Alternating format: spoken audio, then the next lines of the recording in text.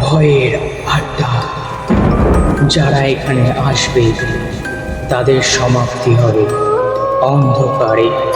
Hello বন্ধুরা, welcome back ভাইরাটার নতুন একটি এপিসোডে। তো বন্ধুরা, আজকে যে ঘটনাটি বলতে চলেছি সেটি একটা পুরনো আলমারিকে ভিত্তি করে, সেই আলমারিকে কেন্দ্র করেই আজকের ঘটনাটা। তো চলো বেশি কথা না বাড়িয়ে আজকের ঘটনায় যাওয়া যাক। এই ঘটনাটা ঘটেছে বারাসাতের এক পুরনো বাড়িতে। বাড়িটা ছিল প্রায় 70 বছরের পুরনো।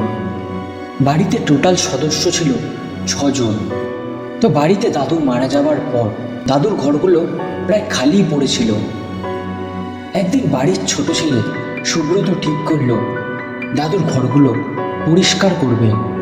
তো সুব্রত দেখতে পেল ঘরের কোণে ছিল একটা বিশাল কাঠের আলমারি, কিন্তু সে কখনো দাদুকে সেই আলমারি খুলতে দেখেনি, আর দাদুও কাউকে সেই আলমারি খুলতে দিত না।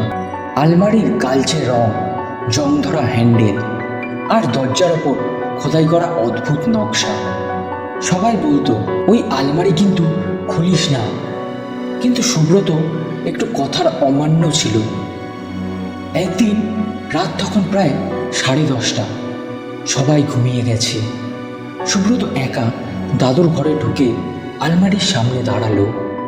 সুব্রত হাত বাড়িয়ে আলমারির হ্যান্ডেল ধরতেই হালকা ঠান্ডা একটা অনুভূতি। তারপর সুব্রত আলমারির দরজা খুলতেই ভিতর থেকে বের হলো পুরনো কাপড়ের গন্ধ, আর একদম নিচে পড়েছিল একটা ছোট টিনের বাক্স। বাক্স খুলে সুব্রত দেখল কিছু পুরনো ছবি। ছবিতে দাদুর সাথে এক অচেনা লোক, কিন্তু অদ্ভুত ব্যাপার হলো লোকটার মুখ যেন ঝাপসা, স্পষ্ট না। ঠিক তখনই টক টক টক করে 3 বার শব্দ, যেন শব্দটা আলমারির ভিতর থেকে কেউ আঙ্গুল দিয়ে কাঠে ঠুকছে।